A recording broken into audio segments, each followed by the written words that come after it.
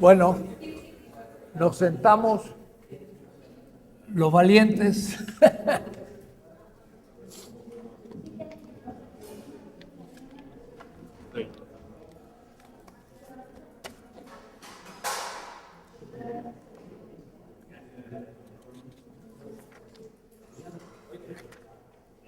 Ah, toma. Ah, gracias.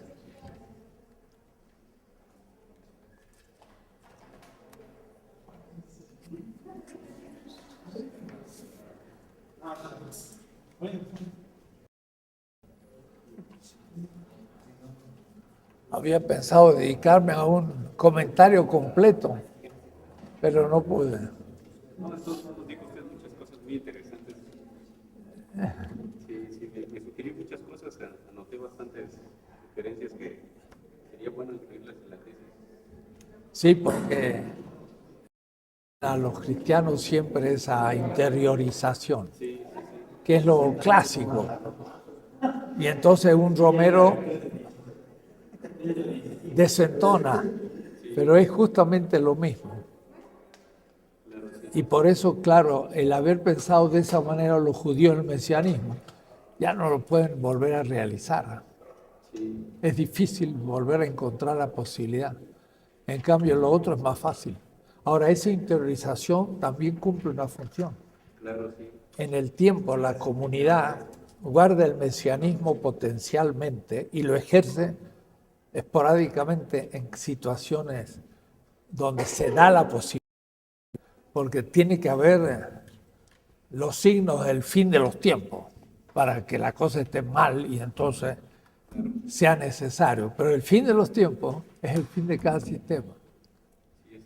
No es el final de los fines, sino es de cada sistema.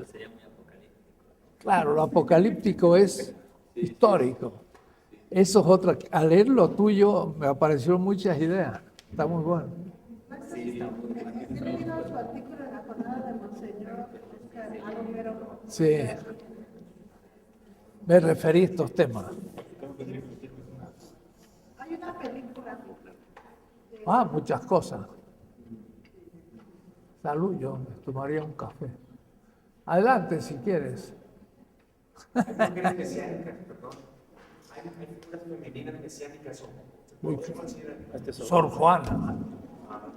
Y también el otro día salió en la jornada este número de Teresa de Ávila. Que hablaba de yo. Y la erótica de la mujer esta es fantástica. Tristán, ¿cómo se llama una peruana francesa que quería abolir la pena de muerte en Francia y vivió a Perú? Ella también se me Y Juana de Arco, fundadora del Estado francés, era una mujer. Y así mesiánica, completamente. Thomas Münzer y toda esta gente, pero muy bien. Pero muy, muy bueno tu texto. Vamos en siguiente.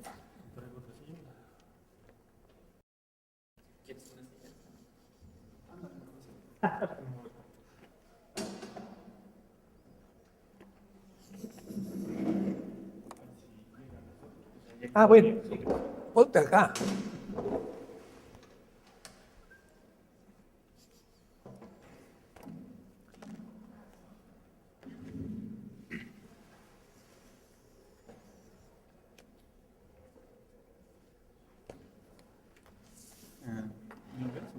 Sí. Bueno, antes que nada, buen día. Gracias a los que todavía aguantamos aquí, estoy te haga clase. Bueno, a mí me tocaba exponer la semana pasada un poco la cuestión de lo económico en la filosofía de la liberación. Los que estuvieron aquí saben que, bueno, se tuvo que pasar porque vino el compañero de Oaxaca a exponernos su pensamiento, su filosofía, muy interesante, por cierto.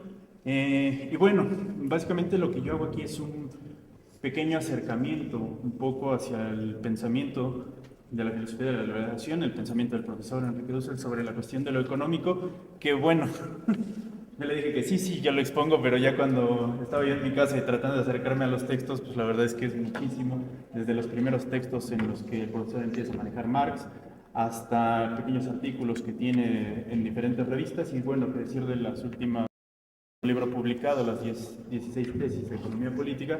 Entonces realmente el tema es muy amplio, por lo cual la aproximación que yo tendré hacia el tema será un poquito más expositiva, más sencilla, y me concentraré sobre todo en una categoría que yo considero fundamental en el pensamiento del profesor, que es la categoría del trabajo vivo.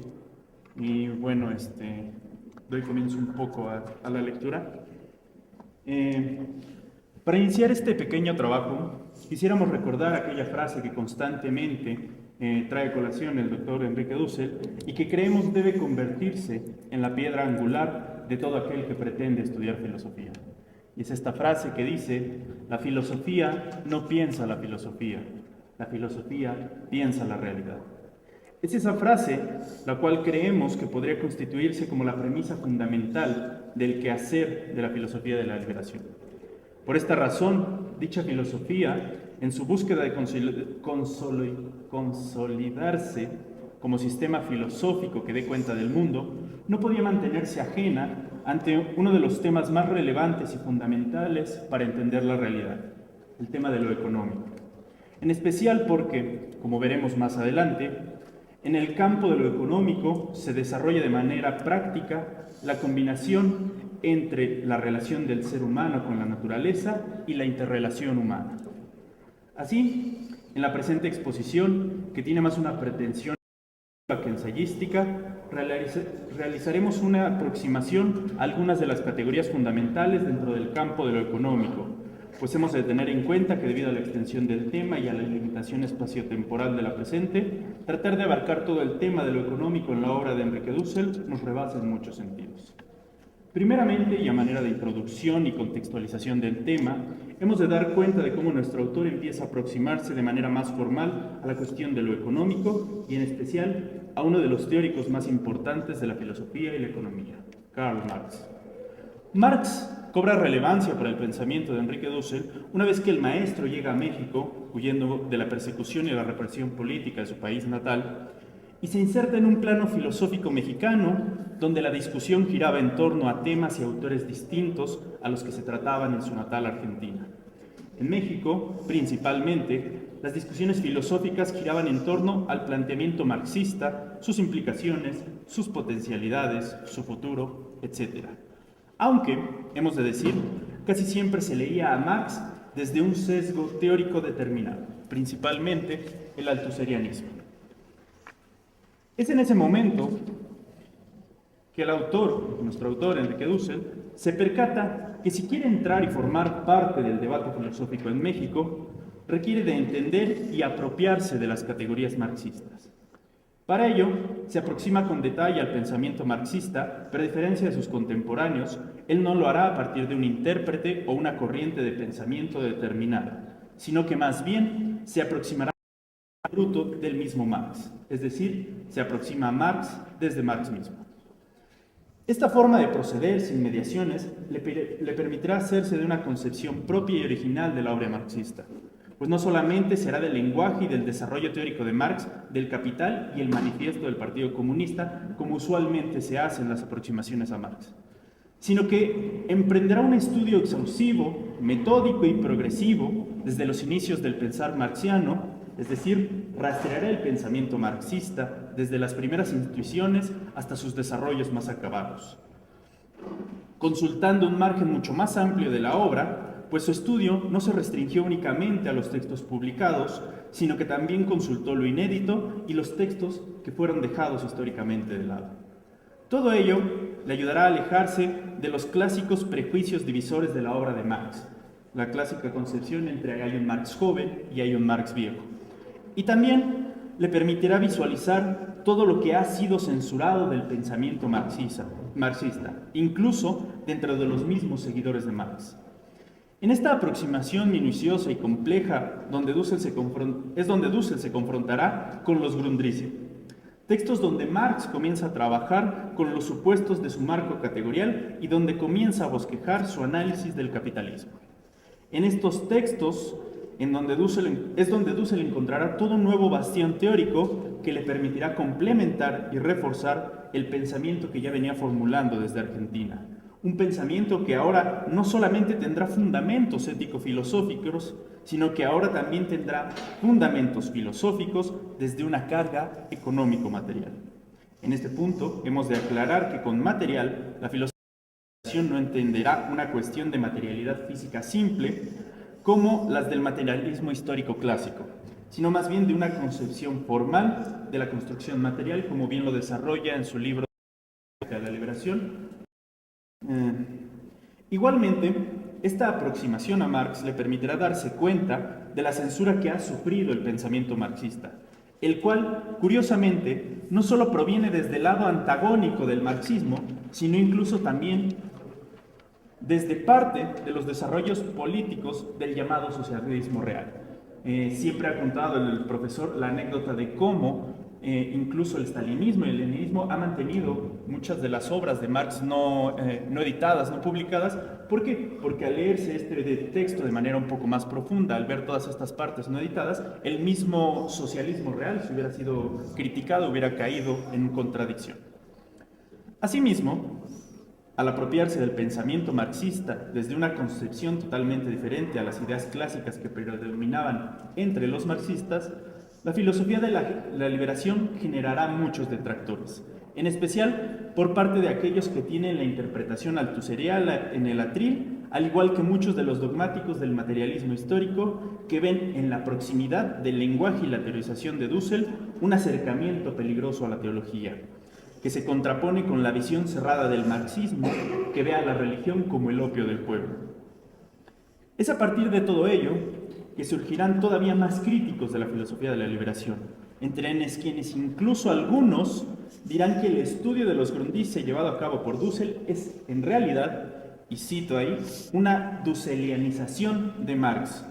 Un concepto que me pareció a mí bastante curioso y que encontré en varios textos, sobre todo de la profesora Ofelia Schutte y algunos de los lectores de esa profesora, en donde se da un acercamiento y una crítica, sobre todo se critica mucho al profesor porque la concepción que dicen que él tiene de Marx no está tan apegada a la lucha de clases y a toda esta concepción que el marxismo clásico tiene, y por eso dicen lo que Dussel hace con Marx es realmente como jalarlo hacia lo que él quiere, lo está dusselianizando, así le ponen.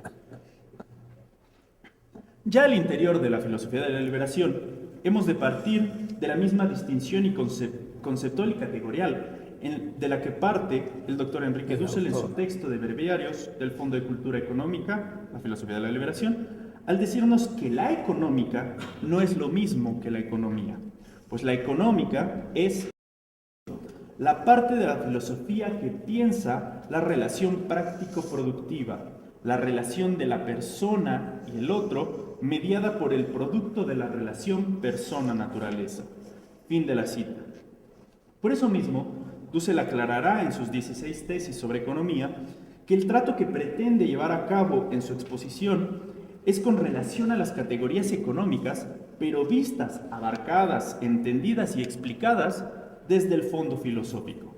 Es decir, no es un análisis de la economía en alguno de sus desarrollos específicos o en alguna de sus manifestaciones particulares, sino que es, más bien, un intento por dar cuenta del origen y construcción de lo que es e implica lo económico, en un sentido ontológico y metafísico, y no en lo óntico o aparente.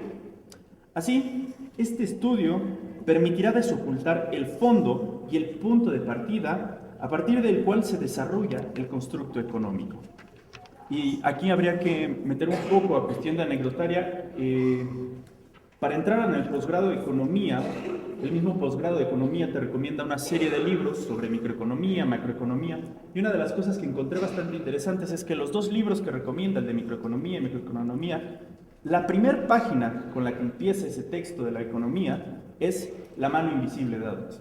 Es decir, es el punto a partir del cual la economía dice: de aquí nosotros vamos a partir, de aquí nosotros vamos a desarrollar nuestro marco teórico, cosa que evidentemente critica el doctor Dussel al llevar a cabo un estudio de fondo. Es decir, la economía, lo económico no parte de ahí. El estudio de la economía sí podría partir de ahí o podría partir de la mercancía, pero el estudio que se desarrolla desde la filosofía no puede partir de ese punto.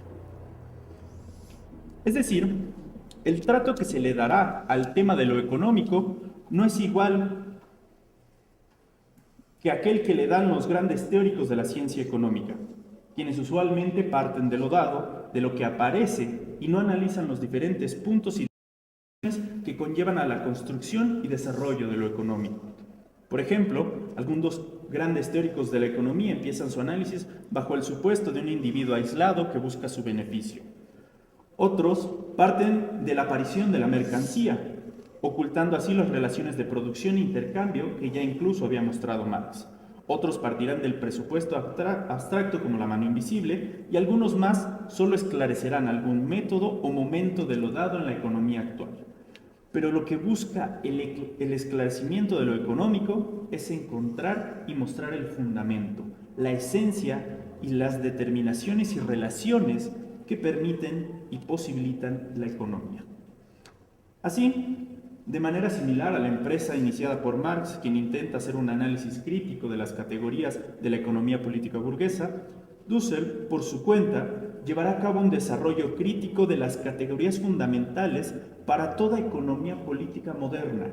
Es decir, sus concepciones no solo pretenden ser una crítica del capitalismo, sino que también buscan servir para cualquier economía moderna, incluso para criticar al socialismo real y a los demás intentos de configuraciones económicas.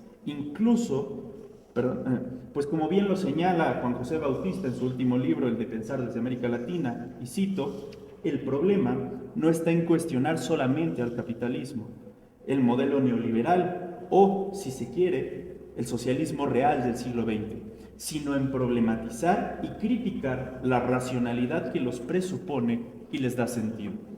Fin de la cita. Es así que Dussel reconfigurará la exposición marxista de la economía para empezar ahora no con la mercancía, sino con el fundamento primigenio de la economía, empezando desde una ontología humana del ser humano como un animal que tiene necesidades y que acude a la naturaleza para buscar satisfactores de estas necesidades, haciendo notar a la par que, desde siempre, el ser humano está inmerso en una comunidad y en un mundo, además de que para llevar a cabo la realización de un producto se requiere de una naturaleza que será transformada. Es decir, para poder darse una mercancía, punto en el que usuario en su exposición los economistas, se requiere primero de producir y llevar al mercado el producto que se transformará, una vez en el mercado, en mercancía. Pero antes de eso, ese producto como tal es resultado de un trabajo humano que transforma la naturaleza y la objetiva en el producto.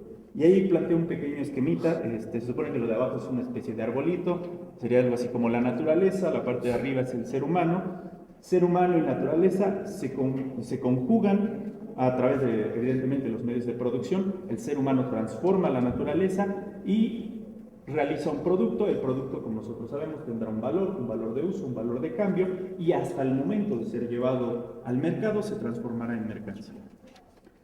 Perdón, en el momento de ser llevado al mercado se transforma en valor de uso el valor, no antes.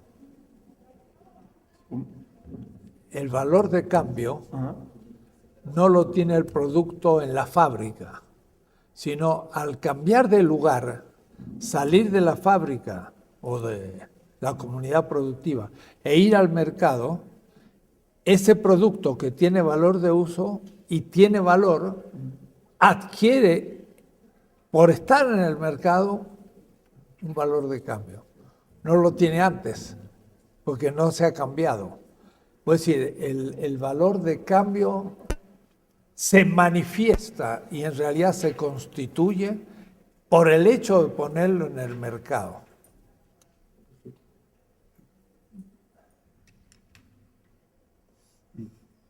Aquí hemos de decir que todo producto, como resultado del trabajo de un ser humano que transforma a la naturaleza, tiene valor. Y al ser un producto que satisface una necesidad, tiene un valor de uso. Pero también, si es producido no para satisfacer una necesidad, sino para ser cambiado, dicho producto tendrá también valor de cambio, como ya especificó el doctor, hasta el momento en que llega al mercado y pasa a ser valor de cambio. Mira, espérate. Si es producido no para satisfacer una necesidad, sino para ser cambiado, dicho producto tendrá, más que tendrá, dicho producto ha sido producido por su intercambiabilidad. De la intercambiabilidad en el mercado se llama valor de cambio. Es decir, el producto tiene 3 determinaciones: ser útil, contener vida objetivada y ser intercambiable. Y la intercambiabilidad es una palabra media rara, pero la usa Marx, Untauschbarkeit. Es de él. Y la utilidad, por supuesto, también es muy común, es la más común de todas, es el ser útil. Y el producto, eso inventé un poco la palabra, la productualidad. Pero la productualidad es la mediación anterior a la intercambiabilidad. Lo produzco para ser intercambiado, pero antes lo produje para ser usado. Y por eso tenía valor y como objetivación de vida. Ahí hay toda una ontología del Dasein, del ser ahí, y le llama Marx Dasein, porque Hegel no inventa la palabra Dasein. Dasein significa ente, en alemán, el ser ahí. Pero Heidegger lo toma y dice el ser humano. Metáfora. Bien. Dussel seguirá a detalle la exposición marxista, pasando por las distinciones entre valor, valor de uso, valor de cambio, etc., dando cuenta también y a la par de la transformación y la estructuración histórica de los diferentes modos de darse el intercambio humano, así como su crecimiento y complejización. Igualmente expondrá los momentos en que se produce la fetichización y el ocultamiento de las relaciones sujeto-sujeto que son dejadas de lado por la economía, pues un sujeto que produce o que consume no se encuentra solamente frente a las mercancías. Igualmente, en sus 16 tesis, nuestro autor, fiel a su desarrollo expositivo, nos muestra cómo históricamente se han dado diferentes sistemas económicos, sus diferencias y similitudes, sus formas de distribuir o acumular de la producción, así como dar cuenta de cómo es que se produce la dominación económica de un pueblo sobre otro, cómo se dio la apropiación del trabajo del otro, ya sea mediante la esclavitud o por medio del sistema tributario, etcétera, etcétera. Da cuenta del origen del capitalismo, de la acumulación originaria y muestra cómo se origina el plusvalor relativo y en el capital industrial y muestra cómo se da la extracción de plusvalor entre capitales nacionales distintos.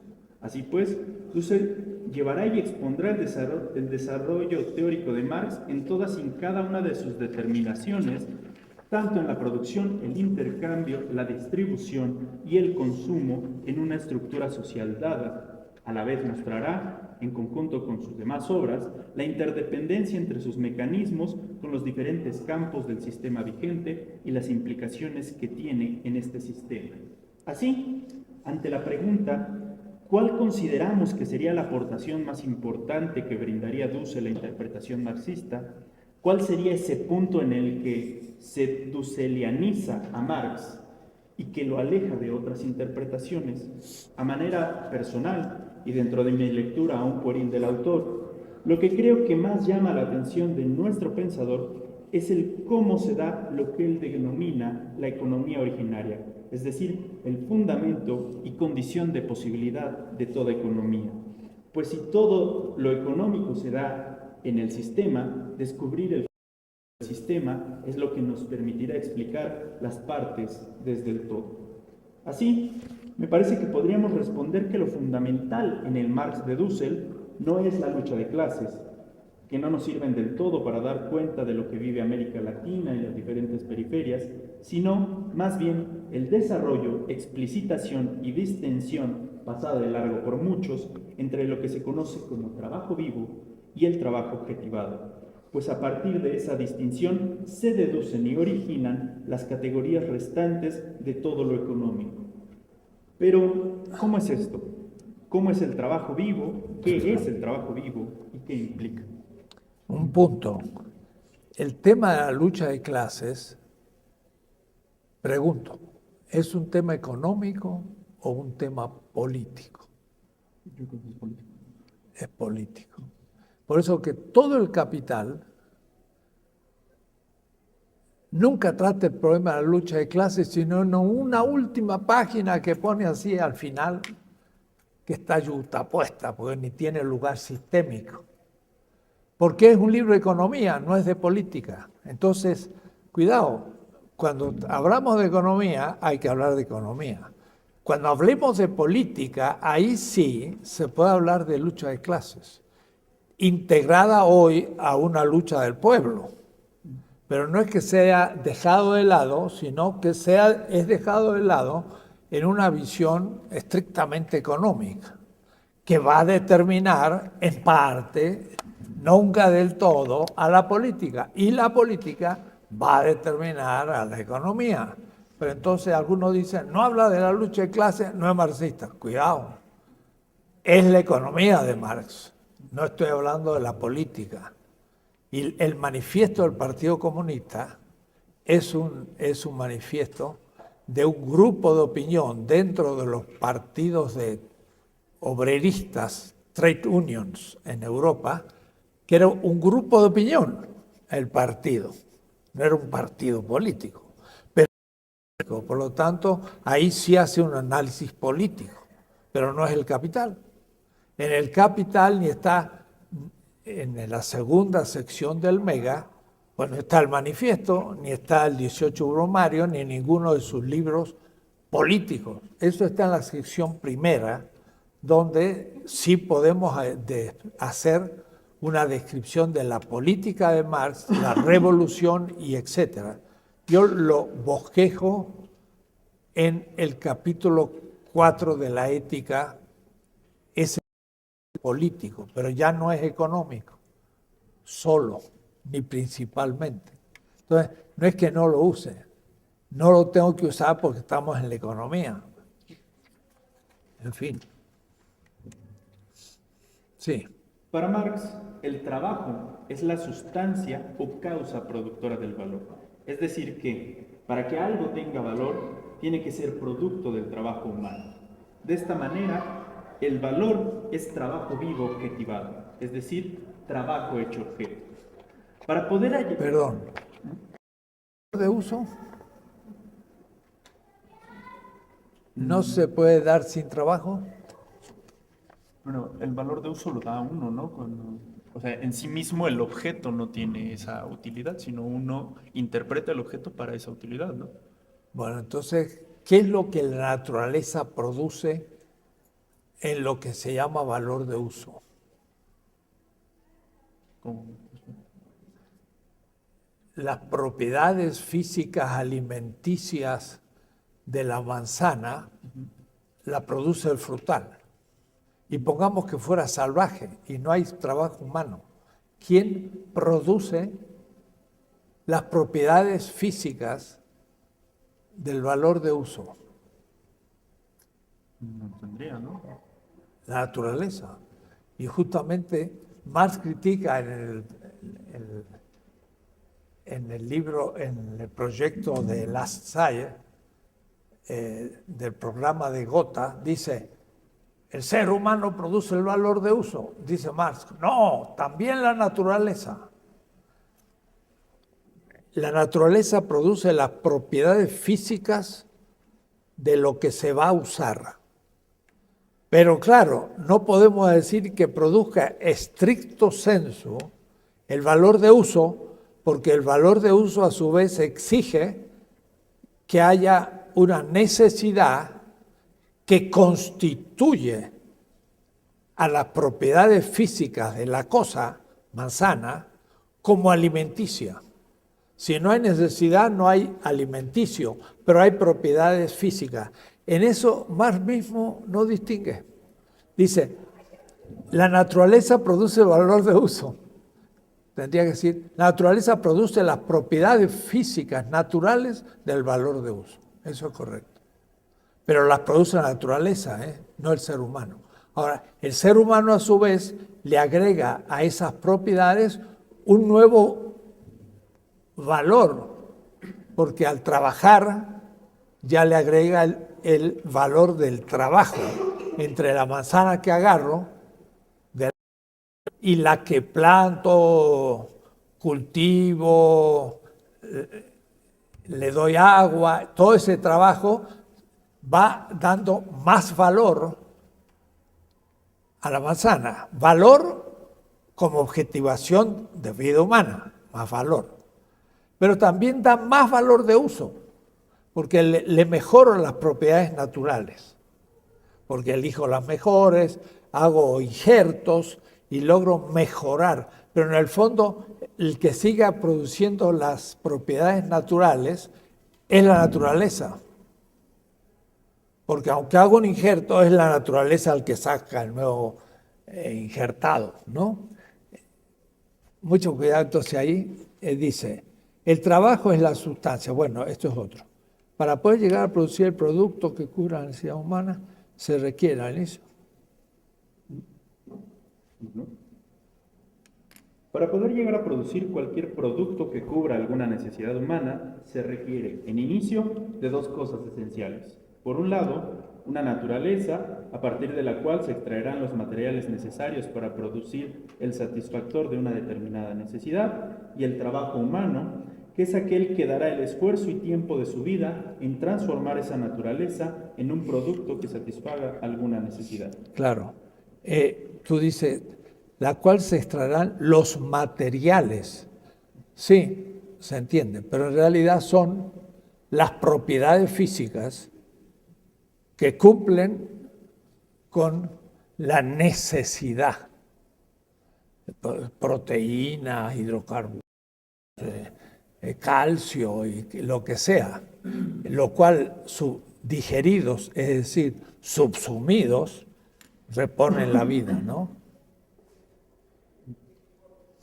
Así, el trabajo vivo sería, entonces, la fuente que crea, más allá de la producción, el valor.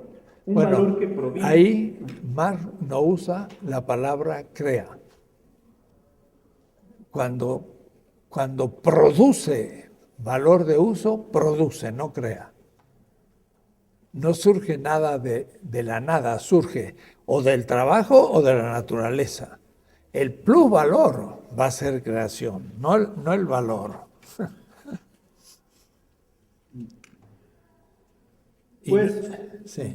Si el producto es aquello que tiene valor, y para que un producto se pueda producir desde una naturaleza y un trabajo humano que transforme esa naturaleza, entonces tanto la naturaleza como el ser humano que trabajan no pueden ellos mismos, ahí habría que decir, tener valor, pues son la fuente productora de todo lo que tiene valor.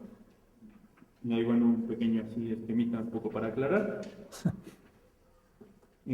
Una cosa, en el esquemita anterior te olvidaste de decir mercancía y otro. Ah, bueno, sí, es que nomás puse la primera parte. Entonces... Pero no hay que poner, porque el otro es fundamental porque es la relación práctica con el otro a través de la relación productiva con la naturaleza. Si desaparece el otro, es producto, pero no hay mercancía, porque la mercancía no es para sí, sino para otro, hay que poner al otro. Hay solo producto, si yo lo produjo, y hay autoconsumo, pero no hay mercancía. Si hay mercancía, hay mercado, y si hay mercado, hay otro. Y acá, lo mismo. Y bueno, nomás quería como resaltar esa parte. Pero no olvidar. Naturaleza y ser humano están como antes del producto, el valor está hasta acá, está antes. Pero esto es justo el problema del fetichismo, olvida al otro. Y entonces se fetichiza la relación. Al decir que el trabajo vivo no tiene valor, se está diciendo también que el trabajo vivo no tiene ni puede tener precio, pues no existe posibilidad alguna de que sea pagado. Y aquí cito de nuevo a Juan José, dice, es inapreciable, infinito, incalculable y por eso mismo impagable. Es decir, no existe salario alguno que pueda pagar el trabajo vivo. Fin de la cita. Así, el tiempo invertido en la producción es, en realidad, un tiempo de vida que como tal es irrecuperable, incuantificable, por lo que es imposible administrarla o volverla equivalente a un salario. Perdón, irrecuperable, sí, porque se objetiva. Incuantificable, ese es el problema del tiempo. La manera como pretendemos medir el trabajo vivo va a ser por el tiempo. Entonces es cuantificable. Pero claro, ahí también se va a complicar, porque hay trabajos de distinta cualidad. Y entonces el trabajo de un Bill Gates, que inventa un aparato Microsoft y que lo usa toda la humanidad, bueno, no es lo mismo que el trabajo que puedo hacer yo regando una flor. Pero eso lo he dejado siempre de lado porque viene después a reflexionarse esas derivaciones complejas. Pero hay que primero tener conceptos. Con ello vemos que el trabajo vivo, ese trabajo abstracto e indiferenciado que aún no es objetivado en algún es algo anterior a cualquier construcción económica posible. Es una perspectiva analógica a la potencia indiferenciada que menciona el profesor en la política. Es decir, es el fundamento de todo lo demás. Humano tendría... Espérate, ahora, no has sugerido todavía qué es la subjetividad misma del trabajador.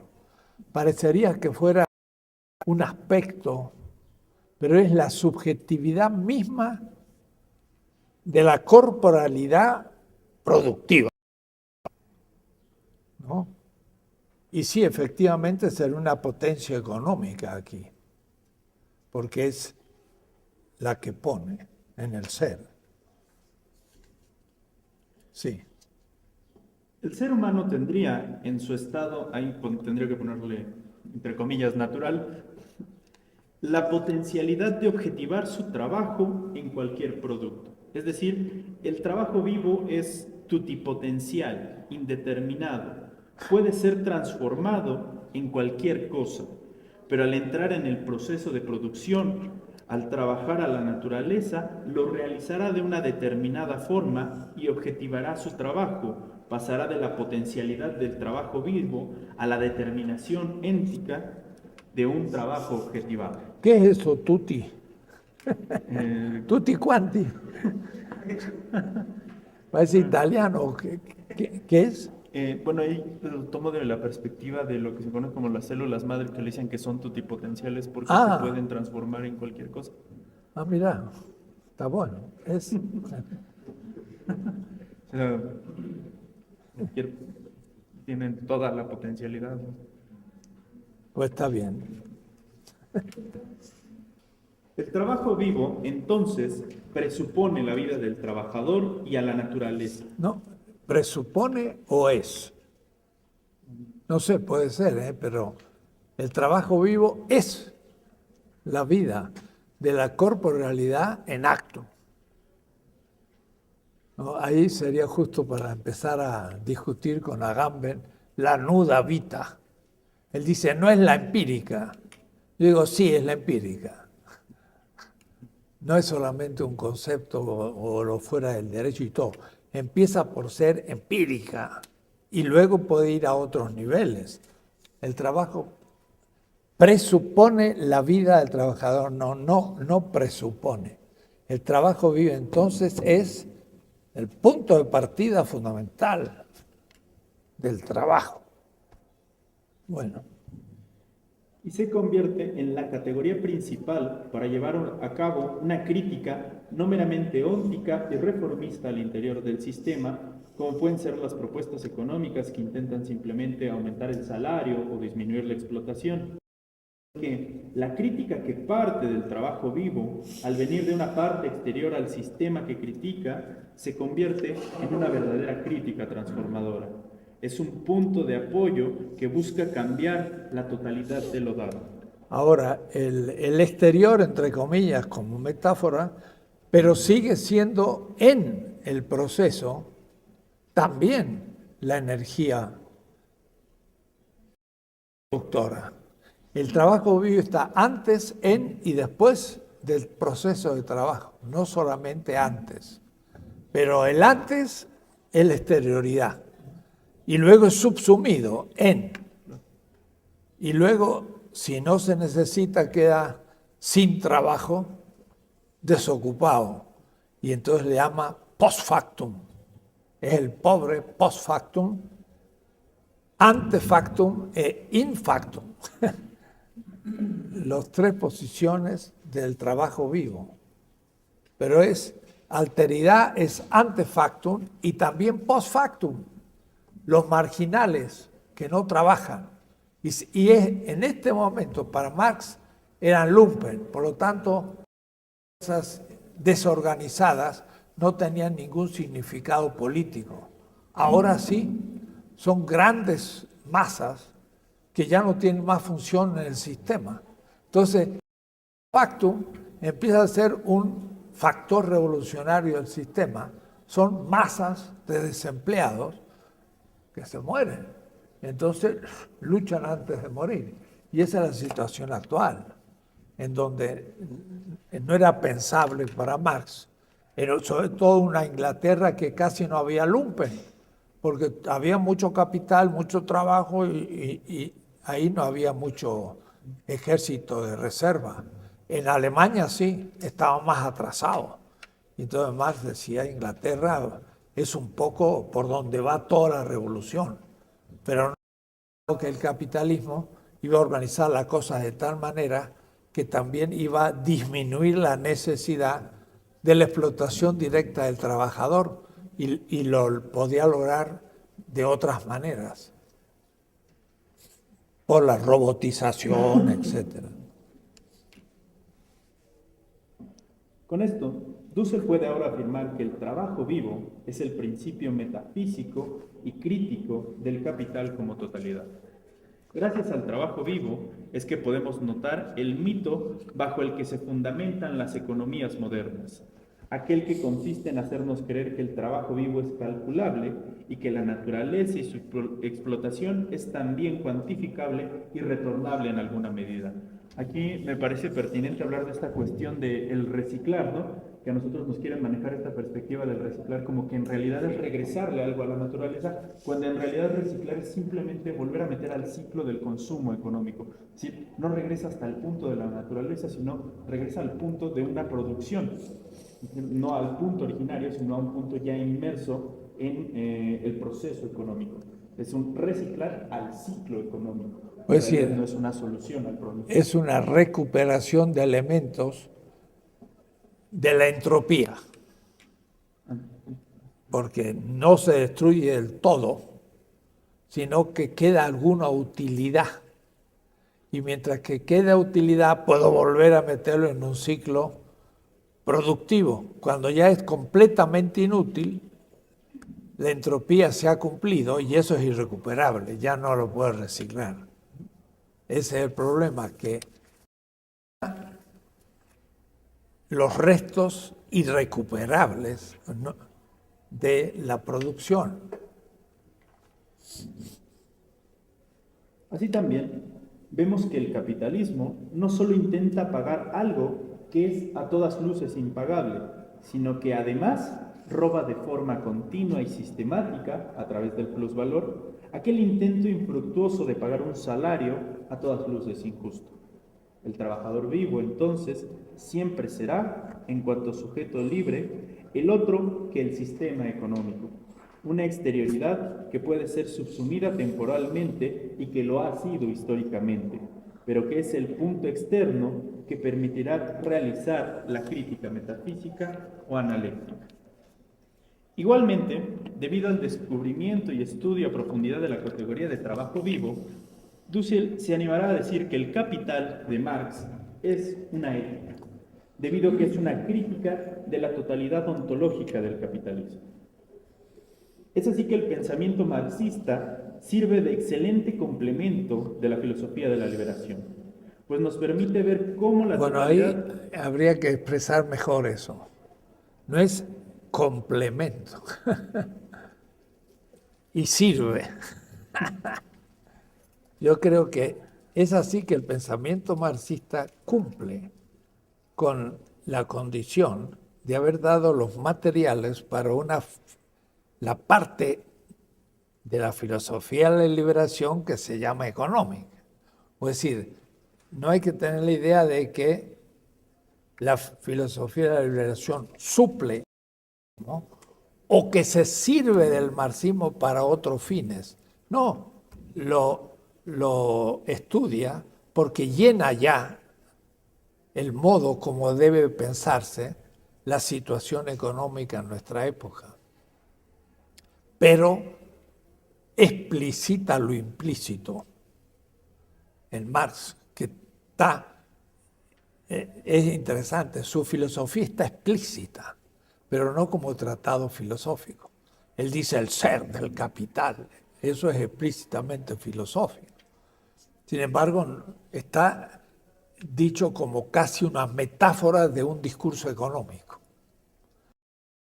Hay como también filosofía metafórica, metáfora en ese caso, sino que son categorías filosóficas.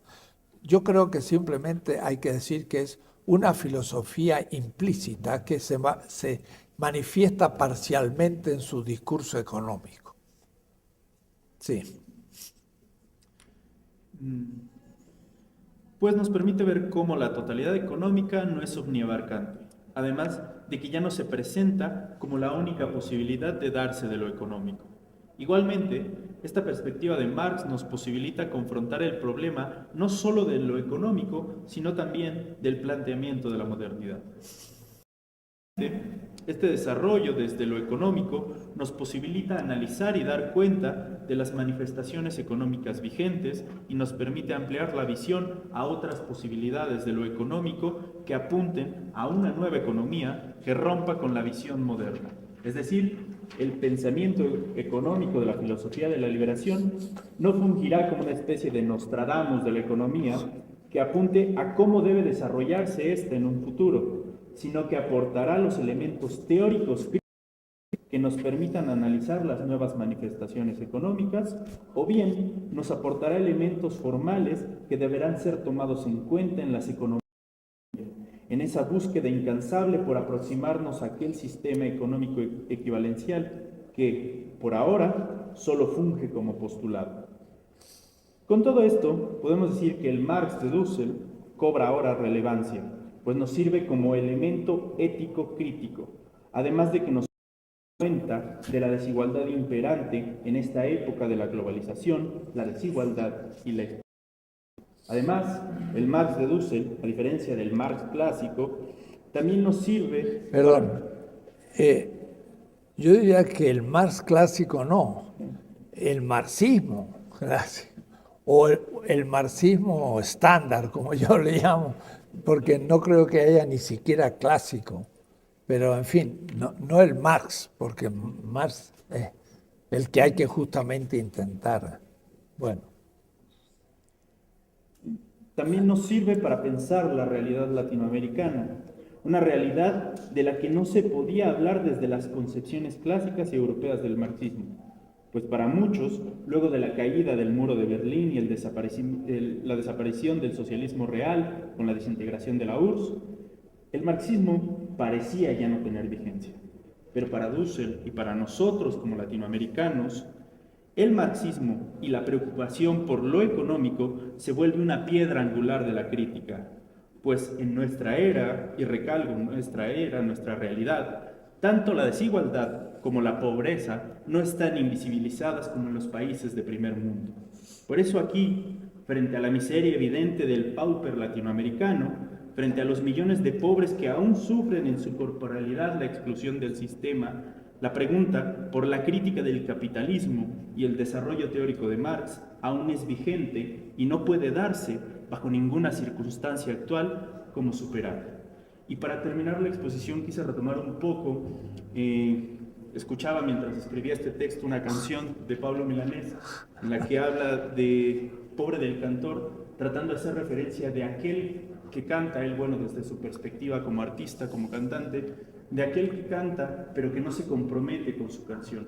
Y tomando precisamente también como punto de partida la frase con la que inicié de que la filosofía piensa la filosofía, hago una analogía, más o menos tuerzo un poquito una pequeña parte de la canción de Pablo Milanés y digo, Perdón, pobre... cambias cantor por filósofo. Ah. Digo, Pobre del filósofo de nuestros días, que no arriesgue su pluma por no arriesgar su vida. Pobre del filósofo que nunca sepa que fuimos la semilla y hoy somos esta vida. Pobre del filósofo que un día la historia lo borre sin la gloria de haber tocado espinas. muy bueno. Lo vamos a tomar eso. Como dice Pablo Milanés, corregido por David. Está muy bien, perfecto, cabe como... Sí, esto es maldito de aquellos que no tienen enemigos, porque yo seré enemigo el día del juicio. Y ahora, a partir del mesianismo, ese juicio ya no es final de la historia, sino de cada época. Entonces se entiende mejor. Cada época tiene su juicio final. Hidalgo ya fue declarado en el juicio de la liberación de la colonia como un héroe. Ya la historia como juicio final ha catalogado a Pinochet como un dictador. No hay que esperar el fin de la historia, es el fin de cada historia, de cada etapa de la historia. Tiene más sentido. Y esto es igual, muy bueno. Eso es. Bien. Comentarios. Hay muchos. Ah, sí. Bueno, primero, cuando usted habla con más tiempo, no, a lo mejor esta parte es bien difícil, no es difícil, es mucho, pero si uno tiene que hablar con muchas, yo no sé cómo decir, el discurso del doctor a veces es muy puntual, muy preciso, cuando uno está por lado en el marxismo tradicional y cuando uno empieza a leer estas cosas, dice cosas tan, una palabrita, dos palabritas cambian todo, ¿no? Y entonces ahí habría que distinguir porque al final hablas de Marx y del marxismo, y eso sería la primera distinción que habría que hablar, que a veces hablamos de marxismo como los que leyeron a mal las doctrinas tradicionales, pero no es lo mismo hablar de Marx, ¿no? De la lectura de Marx, que no es hablar de la lectura de Lenin, la lectura de Althusser o la lectura de otros, ¿no? Sino de Marx, que eso hace ya una distinción entre Marx y otra cosa. Y lo otro es que finalmente sí hay un aporte al marxismo, tanto latinoamericano como al marxismo mundial, o sea, en lo que hace el profesor Husserl, hay una aportación al marxismo en general en todas sus corrientes, ¿no? Que eso tiene que quedar claro en algunas cosas. Y nada más eso, ¿no? Que hay que de pronto ser muy preciso. Yo siento que no tocaste en ningún momento el punto, por ejemplo, de que el trabajo vivo carece de valor. Y carece de valor porque tiene dignidad. Sí. Me parece eso la parte más fundamental. Lo dijiste. Donde se recupera la parte del sujeto corporal vivo y la ética, por supuesto, ¿no? Que sería a mí me parecería uno de los aportes más fuertes que se hacen. Esa parte de la dignidad sí lo manejo. Debe estar entre las 6 y las 7 porque es cuando la dignidad no tiene valor porque es previo incluso a la construcción del valor. Son la fuente de valor, por lo tanto, tanto trabajador como la naturaleza tienen dignidad. Pero sé que está escrito que tiene dignidad. Sí. Porque siempre es la dignidad que queda sentado así, subrayado, de que no tiene valor, sino tiene dignidad. Pero bueno, nada más. Juan, Mientras estaba viniendo, estaba escuchando, leyendo, ¿no? Y inmediatamente se puede notar cuando un texto está bien. Y que en general creo que está bien. Por ahí alguien me decía de que habías publicado en Facebook algo así que cuando acercaste el tema no sabías en qué te habías metido, porque se te dijo que te metieras en la económica y que había cualquier cantidad de libros, no sabías en qué te habías metido porque el problema es durísimo y todo eso, ¿no? Yo creo que en el futuro te vas a felicitar de haberte metido al problema porque, en mi opinión, en mi experiencia, no solamente el filósofo latinoamericano que no se mete al problema de lo económico, sino inclusive, fíjense lo que voy a decir, el tipo que se mete a problemas de filosofía de la liberación, se ha metido a problemas de la económica, en este caso digamos al tipo de tratamiento que Husserl da sobre Marx, puede devenir ingenuo. ¿No? Hay gente que trabaja problemas de descolonización, todo tipo de cosas, ¿no? Que tienen no, porque no se han metido al problema de la económica. El problema de la materialidad es la base, ¿no? Es en ese sentido, digamos, que te va a ayudar mucho en el futuro. O sea, si no sabías, ahora, digamos, sabes, pero ya con más conciencia de que no solamente es duro el tema, sino que es fundamental meterse en el tema. O sea, gracias a meterse a este tema es que uno puede dejar de ser ingenuo. En la página 7, en el segundo párrafo, dices, a propósito del trabajo vivo, ¿no? Empezando por abajo, dice, así el tiempo invertido en la producción es en realidad un tiempo de vida que como tal es irrecuperable y cuantificable. Y ahí el doctor te hizo una pequeña observación. La mía sería la siguiente, ¿no? Y es un poco la discusión que Marx entabla con los economistas clásicos, especialmente con Ricardo, y que Gindrich se le en su estructura lógica del capital recupera muy bien y que pone el problema sobre el tapete, ¿no? La dimensión cuantitativa de la realidad enfrentada a la dimensión cualitativa.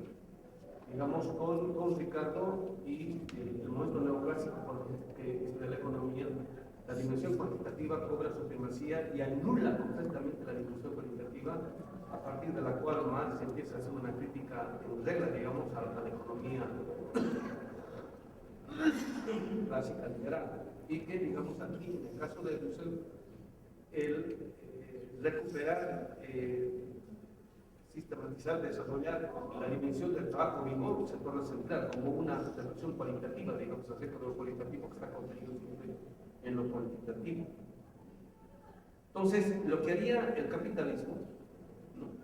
Con este despliegue de la dimensión cuantitativa de la realidad y ponerla como única, lo que haría es hacernos ver, querer convencer de que como todo está cuantificado, en el plano del salario, por ejemplo, se puede hablar de un salario justo.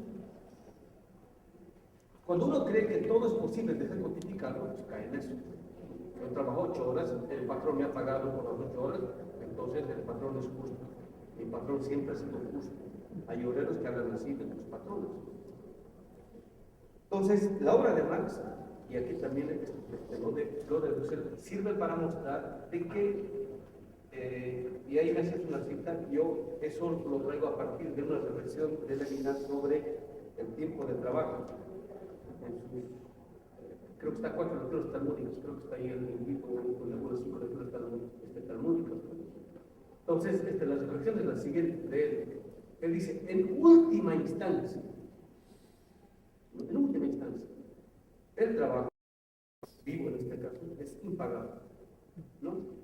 En el lenguaje de Quinquelame sería porque el trabajo vivo del trabajador no presupone solo su vida o su vidita desde que él ha nacido hasta que es trabajador, sino que su vida presupone la vida de su mamá, la vida de su papá, la vida de su familia, la vida de su comunidad, la vida de la naturaleza gracias a la cual ellos se han alimentado y así sucesivamente. Va presuponiendo. O sea, cuantificar eso en última instancia es imposible. O sea, en última instancia es imposible, ¿no? Pero se puede cuantificar. Es distinto. El capitalismo nos muestra, la modernidad nos muestra que se pueden cuantificar las cosas. Sí se pueden cuantificar. Pero cuando las cosas, en este caso el tipo de trabajo o el trabajo vivo, no agotamos la realidad. Cuando nos limitamos a considerar desde esa perspectiva, negamos o excluimos de la tematización es eso que está presupuesto siempre en el trabajo vivo. El trabajo vivo está presupuesto no solamente en mi vida, sino la vida de mi familia, como dice Marx, ¿no? Después de una jornada dura de trabajo, el trabajador, que ha sido reducido a cosa, tiene que volver a su casa para recuperarse como humano, ¿no? ¿Y con quiénes se recupera como ser humano? Con sus hijos, con su familia, con su papá, con sus hermanos, con sus amigos, con la comunidad, y así sucesivamente. Y otra vez al día siguiente vuelve a dar la jornada, etcétera, etcétera. Entonces, ¿es posible ser cuantificado? Sí. Pero en sí mismo no es cuantificable. Y en ese sentido es incuantificable. ¿No? ¿Por qué? Porque querer cuantificar sería intentar decir, bueno, es un poco lo que se hace en la política de la liberación. Al principio, de la introducción, ¿desde dónde empieza? Desde que se han formado los organismos vivos. O sea, hace millones de años, ¿no? O sea, desde que aparece un organismo vivo. O sea, desde que aparece lo que sea vida, sería, digamos, en última instancia cuantificar todo eso. Eso es imposible, no se puede. ¿No? O sea, en ese sentido, digamos, sería imposible que sea cuantificado. Y en el siguiente párrafo también les decía Lucio, aquí no la subjetividad. Y estaría contenido en el concepto de subjetividad eso. O sea, que no es solamente mi subjetividad, sino la subjetividad contenida en mi subjetividad, que es aquello que hace irreprensible, que en última instancia es ¿cómo se llama? Lo exterioridad. Siempre exterioridad. Cualquiera sea el sistema, etc. En la página 8, en el primer párrafo, dice, el trabajo vivo entonces presupone la vida del trabajador, de la naturaleza, etcétera, etcétera, ¿no? Y también el doctor te hizo una observación. Y en parte, ¿cómo se llama? Él ha aclarado, pero se podría ver en el siguiente sentido.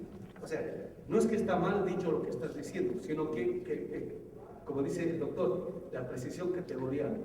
O sea, después del trabajo que él ha hecho, que estamos haciendo todo eso, entonces, eso hay que manejarlo bien, ¿no? El trabajo vivo entonces presupone, sí, presupone, ¿no? Pero se puede hablar del presupuesto en el sentido en el cual Dussel hace varias veces rememoración de lo que significa la dialéctica. Una cosa es lo determinado, ¿no? Otra cosa es tratar lo determinado como que ha sido determinado por algo y otro modo cómo es que lo determinado determina algo, ¿no? Como dice Dussel en otro lenguaje, el antes, el y después, ¿no? Entonces, en el momento de la determinación o en el momento del el trabajo vivo presupone la vida del trabajador. Entonces, ahí estaría mejor dicho.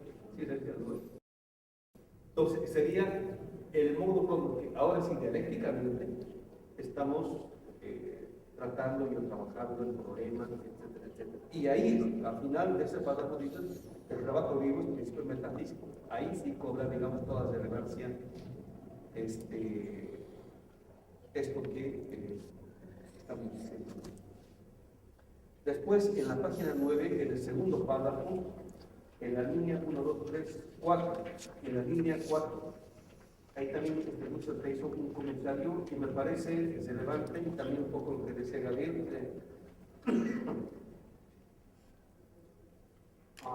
Remarcar esto en el siguiente sentido. Dices, además, el Marx de Dussel, a diferencia del más clásico, como tú decías, hijos del marxismo, estándar, ¿no? O se podría decir clásico, porque el marxismo del siglo XX es paradigmático, ¿no? Haciendo el trabajo de Hinckley, yo me puse a hacer una revisión de lo que pensaba el marxismo del siglo XX, así los grandes, ¿no? Para ver en qué medida hay novedad, si es que hay o no hay novedad, ¿no? Y, por ejemplo, una de las notas que está detrás de todos los grandes marxistas del siglo XX, incluyendo los latinoamericanos, ¿no? Y por lo cual se podría llamar marxismo clásico o marxismo estándar. O sea, a pesar de las diferencias, se los podría aglutinar a toditos. Por ejemplo, es que toditos, casi sin excepción, son eurocéntricos. Por ejemplo, en el caso de Russell, eso la cosa es diferente, es distante. No es lo mismo, ¿no? Entonces, por eso yo insisto en que se puede hablar del Marx de Russell a diferencia del marxismo estándar, ¿no? Primero, segundo, el marxismo del siglo XX, o los marxistas del siglo XX, o la recepción que además se ha hecho del siglo XX, ninguna presupone un trabajo de las 4 o 5 relaciones del capital. Se los puede englobar, esa es la diferencia, ¿no? En cambio, el de Russell presupone eso, ¿no? Y por eso el resultado no es el mismo. Tercero, ¿no? Casi ninguno, tal vez con excepción de uno que otro filósofo de la praxis, ¿no? De la escuela de Polonia o de Yugoslavia, casi ninguno afirma que el capital de Marx sea, o sea, la obra cumbre de Marx, sea una ética. Todos los de Marx como si fuese una obra económica, ¿no? En el mejor de los casos, filosofía económica, pero en casi la mayoría, economía, o sea, ciencia positiva, en este caso, ciencia social, ¿no? Marx, Dussel, el Marx de Dussel es distinto en ese sentido, ¿no?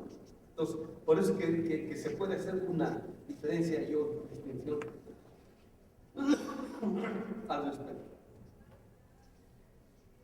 En el marxismo clásico o estándar del siglo XX, se puede rastrear, ninguno tematiza el problema del trabajo vivo.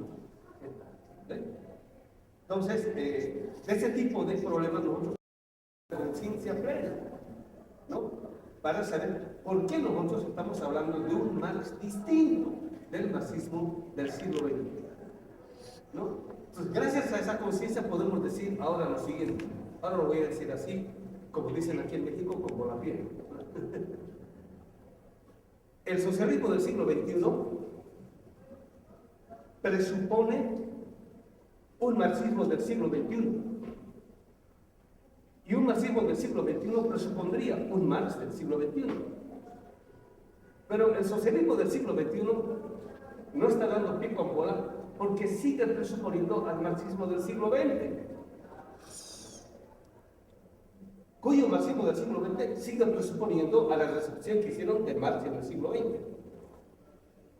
Entonces, para poder hablar en rigor de un socialismo del siglo XXI, habría que producir un marxismo del siglo XXI. Y esto presupondría una nueva recepción, o sea, un Marx del siglo XXI, ¿no? Y en mi opinión, digamos, esto empezó con la obra de Michelangelo y de Russo, ¿no?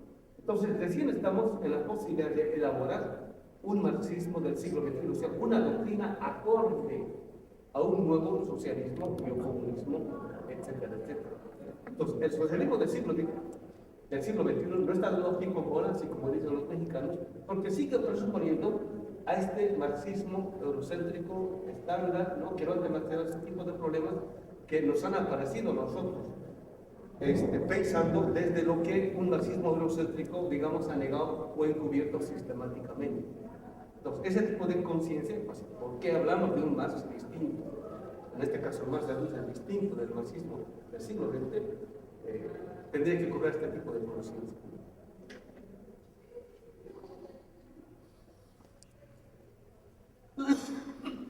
O añadir un punto más. A ver.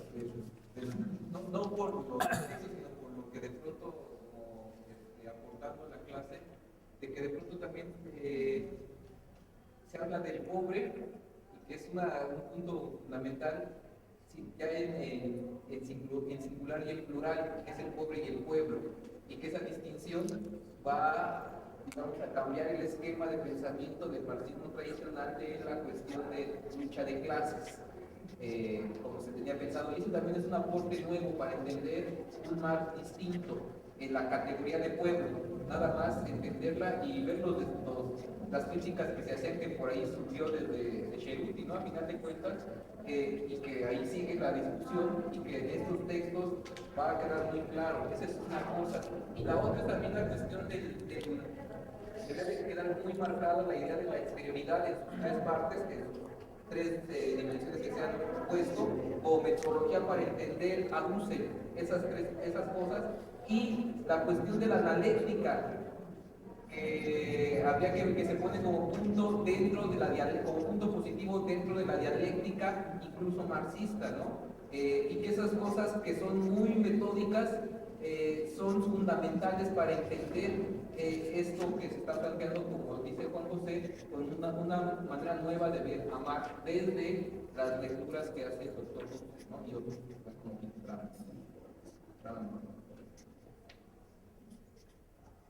Yo quisiera preguntar algo. Si el trabajo vivo no puede cuantificarse, dada la explicación, digamos, de una progresión de una generación humana, yo preguntaría, lo que sí se puede hacer no es cuantificable, es cualificable, y eso nos llevaría a la categoría de materialidad. Pregunto esa parte, es decir, no se trata de cuánto, sino cuál, y ese cuál sería el humano, trabajo vivo, como la esencia o fundamento material, como creador del trabajo vivo, como fuente creadora. Entonces, no es cuantificable, pero sí cuantificable. La pregunta sería, si eso nos remite a la categoría materialidad, que por cierto es una de las más problemáticas del marxismo estándar, ¿no? Es decir, siempre que se habla de materialismo histórico, desde el viejo discurso, nos trae una serie de confusiones. Me gustaría, si pudiera precisarse, por parte del escritor y por parte del doctor, por supuesto, esa categoría de materialidad, qué tanto ha avanzado en las últimas investigaciones o lecturas, de acuerdo a esa categoría que creo es el fundamento, quizá de todo Marx, si nos lleva, digamos, a ese esencia antropológica del discurso marxista, no cuantificable, sino cuantificable, el humano como tal. Eso por un lado. Y otra, cambiando el tema,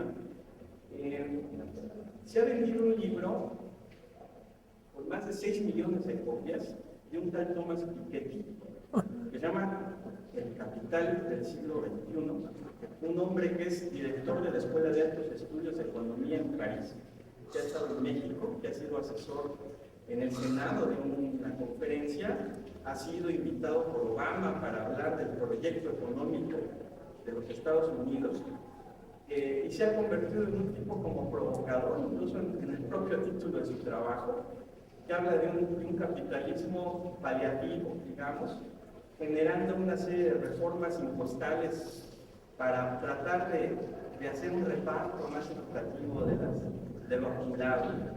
Me gustaría saber si merece el texto por supuesto, alguna crítica, un comentario del doctor, porque vamos, se ha convertido en un bestseller, ¿no? A nivel mundial hay una traducción en el siglo XXI, en el Fondo de Cultura Económica, se comenta bastante, ¿no? Pero los otros, después.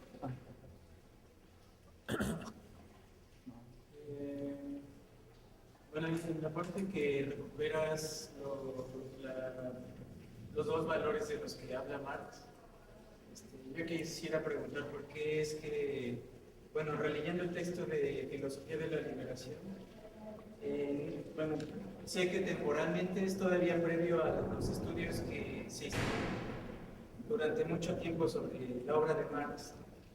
Y en este momento, en esta obra, todavía se habla del valor de ciclo, como relacionándolo con el desarrollo de la semiótica, ¿no?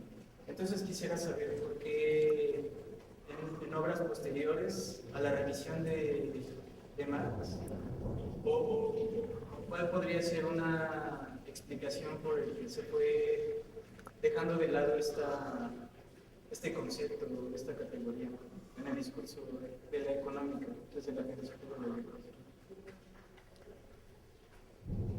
Ya vamos a ver lo de Piketty, bueno, otra. Un comentario y pregunta.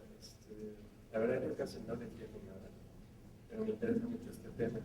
Y la neta ahora entiendo porque un poco la dificultad del texto. Tengo más preguntas que lo que he podido entender. Y una de las cosas que creo que puedo entender sobre esto es que más que la naturaleza se pueda categorizar, perdón, el trabajo se pueda categorizar, yo creo que más bien es una condición natural del hombre para que haya humanidad.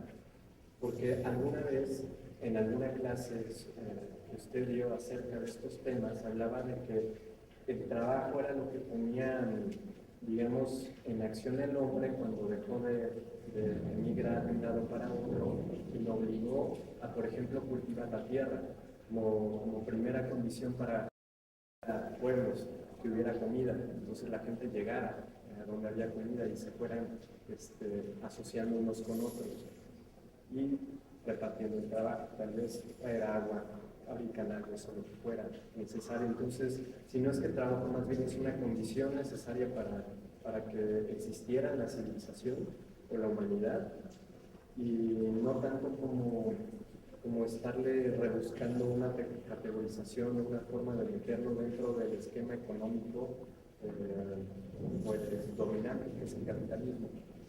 La otra, yo entiendo desde las observaciones de aquí de los estudios del maestro Dussel, que provienen de Marx, es que el capitalismo no tiene remedio. O sea, es una cosa que está destinada y que de hecho fue hecha, diseñada para reventar en algún momento.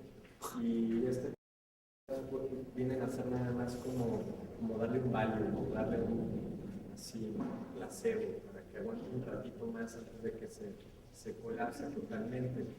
Porque con propósito definido fue hecho para eso. O sea, no es que no se hayan dado cuenta de que el deseo infinito va a causar locura. Que de hecho eso es un poco lo que ve el psicoanálisis en el capitalismo. Lacan en una conferencia que dio en Milán, la crítica que hace directa sobre el sistema dice tiene la misma estructura que la psicosis, porque no tiene límites para el deseo. Entonces, si ya lo advertía y decía, es que este tipo de economía va a crear pobres más pobres y ricos más ricos, es por esa destrucción de los límites en la que se puede lo que sea. Si tienes dinero, puedes hacer lo que quieras.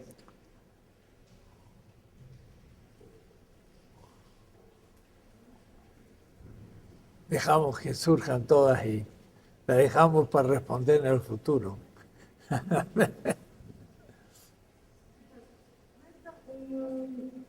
actualmente el concepto de lucha de clases lo considera vigente?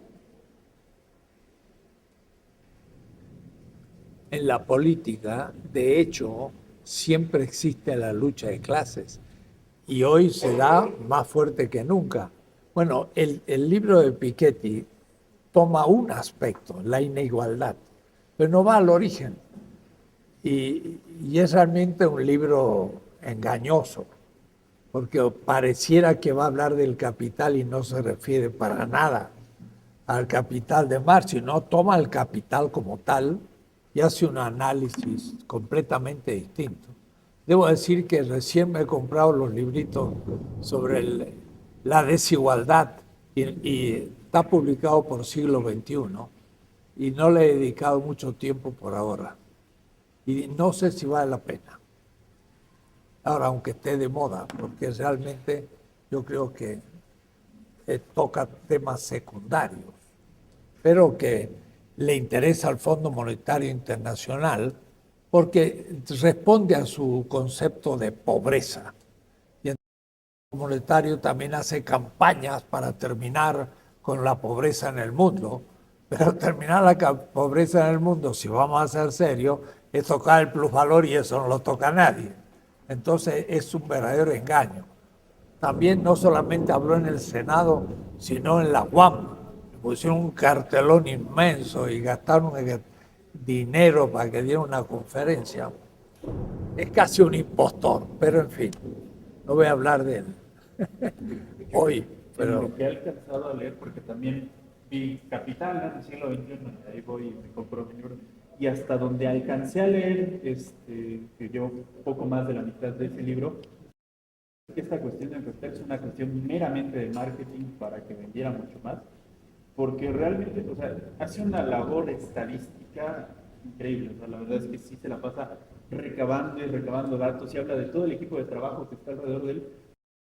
Que, como bien señala el doctor, más que nada la tirada, hasta lo que ha alcanzado a percibir de Piketty, su conflicto es con las personas que heredan los medios de producción, para ponerlo en términos marxistas, es decir, con esas personas que no trabajan, los hijos de los ricos, los hijos de los burgueses, y que simplemente les llega toda esa acumulación de riqueza que ellos no tienen. Ese me parece que es como a lo que se la pasa tirándole así, tiro por viaje. Con la estadística, analiza la estadística, dice cómo ha generado, y muchas de sus preocupaciones, cómo es posible que este sistema, que el sistema capitalista, permita a gente que nunca ha trabajado, que nunca ha aportado nada, hacerse de tanto. Es por ahí su crítica, pero realmente su crítica es muy al interior, hasta donde yo he leído.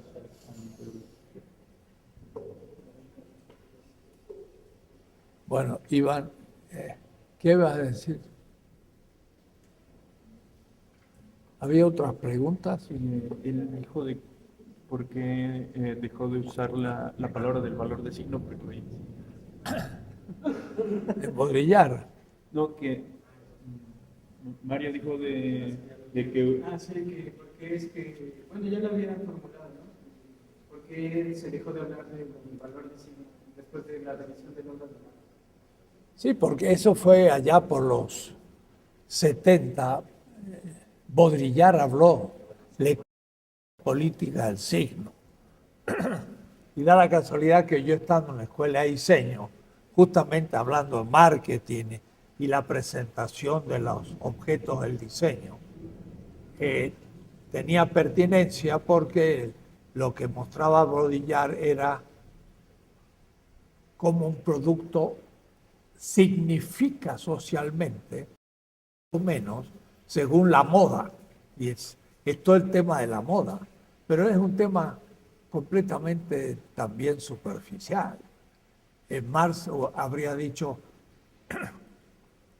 ¿qué es la publicidad? Sería algo así como la creación interna del deseo imaginaria de un producto posible. Entonces se presenta un objeto que es nuevo y por ser nuevo se le da más precio, hombre, muy poca gente, los cuales pueden significar que están a la moda y son pocos, y son los que tienen la riqueza, ¿no? Después se populariza y sale ya el Satch, sale de plástico y ya vale mucho menos y todo el mundo lo usa y ya no es ninguna diferenciación, no es más un signo de diferencia. Bueno, pero eso es una cuestión realmente secundaria, ¿no? Lo dejé de usar completamente cuando me puse a estudiar Marx en serio. Acuérdense que Filosofía y Liberación son 8 años antes de empezar la lectura sistemática. Y si hay algunas referencias, debo decirle, es por alguna edición posterior, que le agregué un pequeño parágrafo al fin y se ve muy fácil ese agregado de Marx, de hacer esto completamente marxista como los Grundrisse, pues hubiera sido distinto. Pero creo que vale todavía como estuvo hecho. Pero no, dejé completamente esa idea. No me pareció significativa. ¿Sería análoga a lo del valor simbólico de Bourdieu? Claro, Baudrillard está en la misma trabajo. el campo económico, es la competencia, pero después lo aplica a la religión, lo aplica a la filosofía, Bourdieu en su doctrina de los campos. Yo lo retomo también en la política. El concepto de campo me parece bueno, pero tomándolo con cuidado. Miren, me pidieron aquí los organizadores que va a haber un acto posterior a nuestro seminario y si podíamos terminar un poco antes. Así que una o dos preguntas al expositor, no a mí, y terminamos por hoy. Hay un libro de un autor que se llama Macmillan, que lo titula Marx, su legado, y quizá a lo mejor sea un comentario de Marx contra marxistas, marxólogos, marxianos, etcétera, y le preguntan, se le acercan a él, le preguntan, no, usted, disculpe, ¿usted es marxista? Y pues, él se molesta, ¿no? Así, de un modo muy bravo, porque dice, ¿cómo va a ser así? Mi pretensión es más bien, si es que hay una pretensión, es ofrecer un marco categorial o una crítica a la economía, pero no nunca como tal que se bautice así, ¿no? O que me llamen de ese modo.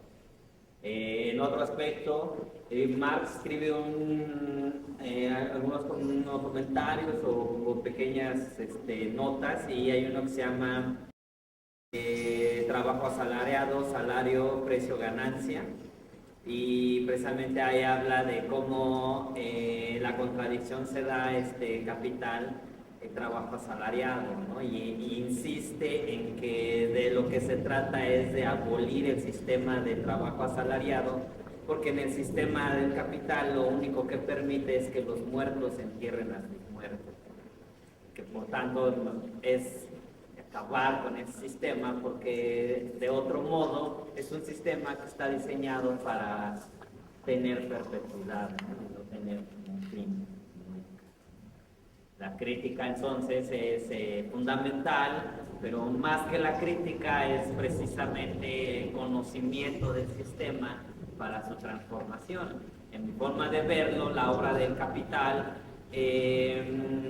no simplemente es una obra económica o filosófico, sino más bien lo que te está dando es un instrumento, una herramienta con la cual tú puedas comprender la función del sistema y transformar ese sistema, ¿no? Que no puede haber una transformación de la realidad sin una comprensión de dicho sistema, ¿no? Pero lo cual supuso la construcción de una teoría, y esa supuso muchos años y trabajo teórico para dar a la praxis la teoría, ¿no? Y eso es nuestra exigencia hoy, crear una teoría que responda a la realidad, pero que la ayude a transformar, ¿no? Por supuesto. En eso estamos. Bueno, si les parece, pero hay todavía una pregunta. Pero, ¿por qué el excedente se queda en la ganancia y no en el valor? ¿Cuál es la diferencia entre ganancia y valor? ¿cómo? ¿Por qué el excedente se queda en la ganancia y no en el plusvalor? ¿Cuál es entonces la diferencia entre ganancia y plusvalor? Todo Marx. Eso es todo Marx. A ver, explica. Es que desde el punto de vista clásico del capitalista, pues disfraza el plusvalor como ganancia.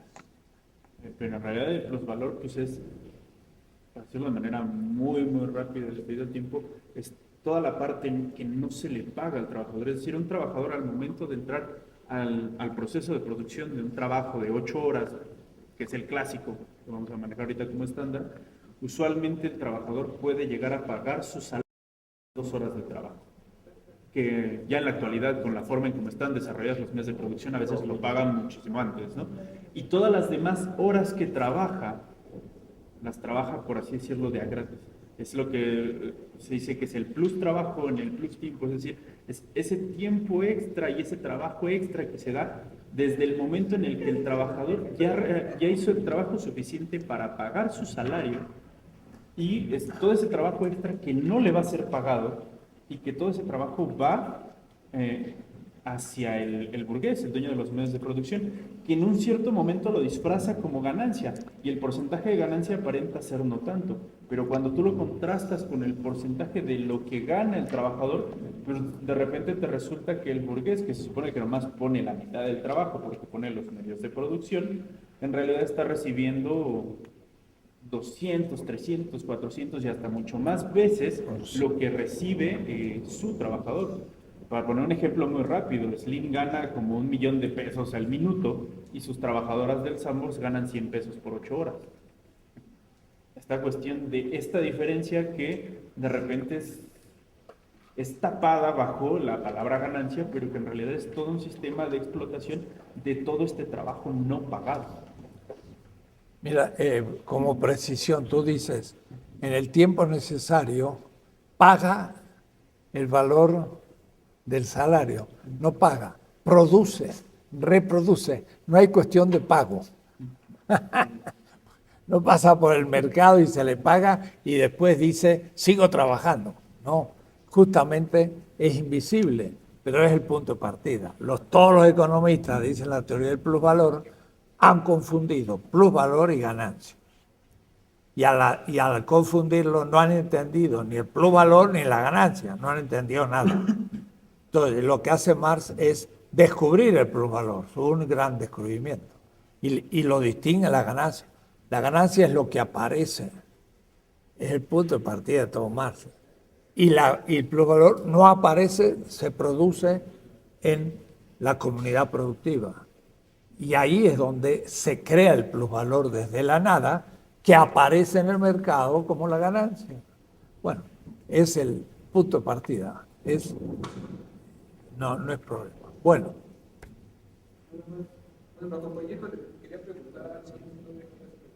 No, está bien, no comentario, pero no. Perdón. Un último comentario que no quisiera dejar pasar es de que también otro de los aportes ha sido, y a mí me parece también bien fuerte, la idea de la ruptura de la historia, ¿no? Esta idea de cuando se habla de feudalismo, todas estas etapas que se planteaban en la historia, y que de pronto en el último libro, en el de 16 tesis, es la primera parte, el primer capítulo, donde va a poner precisamente la historia sujeta ya no a los marcos occidentales o como se ha construido la historia, y eso que todos los marxistas, al menos los que yo conozco, siempre planteaban de esa manera la historia. Y ya cuando el profesor lo plantea de otra manera, sí rompe el eurocentrismo que no se ve en casi ningún autor, incluso los que hablan de materialismo histórico.